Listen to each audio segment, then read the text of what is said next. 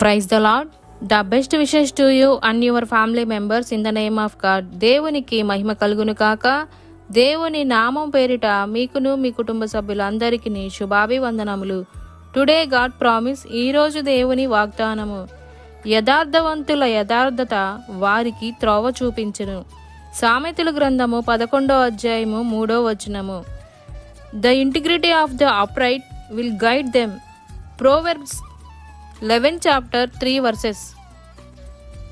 ప్రియమైన సహోదరి సహోదరులారా, ఈరోజు ఈ వాగ్దానం ద్వారా దేవుడు మనతో చెప్తున్న మాట ఏమిటంటే, దేవుడు యథార్థతను కోరుకుంటాడు. ఒక యథార్థ సంఘటనని మనం ఇక్కడ చూడగలుగుతాం. అబెల్ ముట్టాయి అనే ఒక కెన్యా దేశపు క్రీడాకారుడు కఠోరమైన అంతర్జాతీయ క్రాస్ కంట్రీ అనే పందెంలో పాల్గొంటాడు. తన విజయానికి కొన్ని గజాల దూరంలో ఉన్నప్పుడు ఆ పందెపు దారిలో ఉన్న సూచనల బోర్డు అయోమయానికి గురయ్యి తన ముగింపు గీతను దాటాను అనుకొని కొంత దూరంలోనే ఆగిపోతాడు. ఇదంతా గమనిస్తున్న 2వ స్థానంలో ఉన్న స్పెయిన్ ఆటగాడు ఆ యొక్క సందర్భాన్ని గ్రహించి తాను ఆ గెలుపును పొందుకోవడానికి ఆ అవకాశాన్ని ఆసరాగా తీసుకోకుండా ముట్టాయి వెనుకాల ఉండి తన చేతిని అతని చుట్టూ ఉంచి బంగారపు మెడల్ గెలిచేలాగా చేస్తాడు.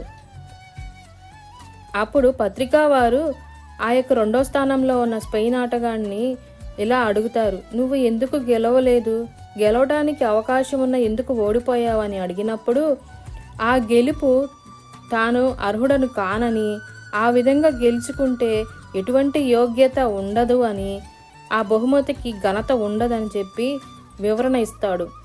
అప్పుడు అక్కడ మనం గ్రహించాల్సింది ఏంటంటే, ఆ యొక్క స్పెయిన్ ఆటగాడి యొక్క హృదయము, ఆయన గెలుపు కంటే యథార్థతని ఎక్కువగా ఇంపార్టెన్స్ ఇచ్చాడు కాబట్టే ఆ యొక్క యథార్థతను ప్రదర్శించాడు. మనము కూడా మన జీవితంలో ఇలాంటి సందర్భాలు మనకి ఎదురైనప్పుడు మనము అలాంటి సందర్భాలలో అవసరాలుగా తీసుకోకుండా యథార్థంగా జీవించినట్లయితే మన యొక్క జీవితంలో దేవుడు మన యథార్థతను బట్టి మన త్రోవలను సరళం చేస్తాడు. మనకి త్రోవలేని సమయాల్లో త్రోవ చూపిస్తాడు. ఇలాంటి యథార్థమైన జీవితము నీవు నేను జీవించాలని మన యేసుప్రభు వారు కోరుకుంటున్నారు. మన దేవుణ్ణి అలాంటి కృపను దయచేయమని మనం ప్రార్థిద్దాం. ప్రార్థన. పరలోకమందున్న మా దేవా, సమస్తాన్ని సృష్టించిన సృష్టికర్తమైన దేవా, యథార్థతను నీతియు కలిగి ఉన్నవాడా, మీకు ఎన్నో వందనములు, స్తోత్రములు.